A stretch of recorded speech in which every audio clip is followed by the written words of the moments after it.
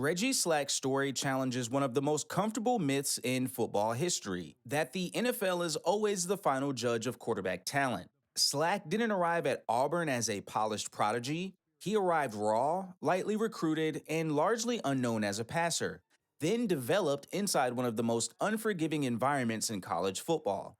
By the time his career ended, Auburn had captured back to back SEC championships, and Slack had proven he could lead, adapt, and win under constant scrutiny. His efficiency came in an era that punished mistakes when quarterbacks were expected to manage games rather than chase headlines. And he did exactly that. He protected the football, he delivered in pressure moments, he earned the trust of his coaches and teammates in a league that didn't hand trust out easily. But when Slack reached the NFL, the conversation shifted. The resume didn't open doors, it raised doubts. He was drafted late, evaluated quickly, and never given the space quarterbacks need to grow. The tape that mattered on Saturdays suddenly felt optional on Sundays. And then something revealing happened. When Slack crossed into another league, one willing to judge him strictly as a quarterback, the trajectory changed. Not overnight, not magically, but clearly. Because the difference wasn't talent, arm strength, or preparation, it was belief. One league hesitated, another committed, and the moment Reggie Slack was allowed to simply be a quarterback, the question stopped being whether he belonged and became why that chance never came sooner. Reggie Slack did not walk into Auburn as a ready-made quarterback, and that reality shaped everything that followed. In high school, he wasn't throwing the ball 40 times a game or starring in pass. He took on that project at a time when quarterback patience was rare and defensive football ruled the conference.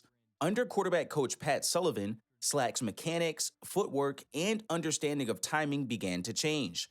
Film from that era shows a quarterback learning how to set his feet, work through progressions, and deliver the ball with discipline rather than improvisation. This was not a system built to inflate numbers, it was built to survive the SEC. By the time Slack became a two-year starter in 1988 and 1989, Auburn wasn't asking him to carry the offense. They were asking him to control it, and control was exactly what he provided. During that span, the Tigers captured back-to-back SEC championships, an accomplishment that does not happen without stability at quarterback. Slack absorbed pressure during uneven stretches, including public criticism and off-field rumors that would have derailed many players. Instead of unraveling, he leaned into structure. As Auburn recommitted to its game, Slack learned when not to force throws and when to strike decisively. The turning point came midway through the season, when efficiency replaced urgency and the offense settled into rhythm. From there, Auburn closed strong, defeating conference rivals and positioning its senior class among the winningest in school history. Slack's growth wasn't flashy, but it was real. He had become a quarterback who understood situational football, who protected possessions, and who earned the trust of his head coach in a league that rarely forgave mistakes. That transformation should have mattered later, but it didn't travel the way it was supposed to. What made Reggie Slack difficult to evaluate later wasn't what he lacked, it was how quietly effective he became. In the late 1980s SEC, quarterback play was measured by survival. Completion percentages hovered in the low 50s, defensive backs were allowed to punish receivers, and interceptions ended seasons. Against that backdrop, Slack's efficiency stood out, even if it didn't scream for attention. In 1988, he completed over 60% of his passes, averaged 8 yards per attempt, and posted a passer rating above 130, numbers that placed him among the most efficient quarterbacks in the conference. That efficiency wasn't accidental. It was the product of discipline. Slack understood when to take chances and when to live for the next snap. He wasn't reckless and he wasn't passive. He was precise.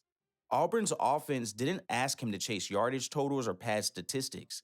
It asked him to win possessions, shorten games, and keep the team in control. Slack did that while facing defenses designed to force quarterbacks into mistakes. His interception totals never spiraled, his yards per attempt stayed strong, and his completion rate reflected a quarterback comfortable operating within structure. This wasn't efficiency built on safe throws alone, it was efficiency built on timing, decision-making, and trust. But when NFL evaluations began, those same traits became harder to categorize. Slack didn't fit the image of a quarterback who overwhelmed defenses with volume, nor did he look like a pure scrambler living outside the pocket. He existed in between, efficient, mobile when needed, and controlled. That in between space created discomfort. Instead of being seen as proof of readiness, his numbers were treated as context dependent, as if surviving the SEC somehow required an asterisk. And once the narrative shifted from production to projection, Slack's most reliable evidence began to lose its power. When Reggie Slack entered the 1990 NFL Draft, his resume suggested at least a patient evaluation, 2 years as a starter in the SEC, back-to-back conference championships, efficiency in an era that punished mistakes. Instead, the message was quiet but clear. Slack was selected in the 12th round by the Houston Oilers, a draft position that revealed far more than it promised. Late round quarterbacks were not developmental priorities, they were insurance policies. Slack wasn't drafted to be groomed, he was drafted to be sorted quickly. The NFL process offered him no margin. There were no extended reps, no deliberate plan to refine his game, no expectation that growth would take time. His evaluation window was narrow from the start, shaped by skepticism rather than curiosity. When opportunities didn't materialize immediately, the conclusion followed just as fast. Slack wasn't publicly labeled a failure, he simply disappeared from the conversation. From there, his path drifted into the World League of American Football, an environment that often served as a holding pattern rather than a proving ground. Quarterbacks there were evaluated as depth, not direction. The same skills that had stabilized Auburn's offense were never fully tested in an NFL context. The league didn't fail Slack through visible mistakes or disastrous performances, it failed him through indifference. And once indifference sets in, a quarterback's fate is effectively sealed. Development requires belief before results. Slack never received that belief, which meant his NFL career ended before it ever truly began. When Reggie Slack's career shifted north, the most important change wasn't geography, it was philosophy. In the CFL, Slack was finally evaluated as a quarterback first, not a projection or a contingency plan. Teams didn't ask what he might become if reshaped, they asked what he already was on film. They saw a passer who had survived the SEC, managed pressure, and operated offenses without panic. Instead of short leashes, he was given responsibility. Instead of position questions, he was given quarterback reps. That distinction mattered immediately. The CFL game rewarded many of the traits Slack had already mastered: quick decision-making, mobility within structure, and command of tempo. He wasn't asked to reinvent himself, he was asked to lead. And with that clarity came stability. Slack moved through the league with purpose, eventually landing with the Saskatchewan Roughriders where his role solidified. In 1997, he led the Roughriders to a Grey Cup appearance, something that doesn't happen by accident or tolerance. It happens when a quarterback earns trust week after week. What's important is how normal this transition looked once the environment changed. There was no sudden leap in ability, no mysterious breakthrough. The arm was the same, the mind was the same, the preparation was the same.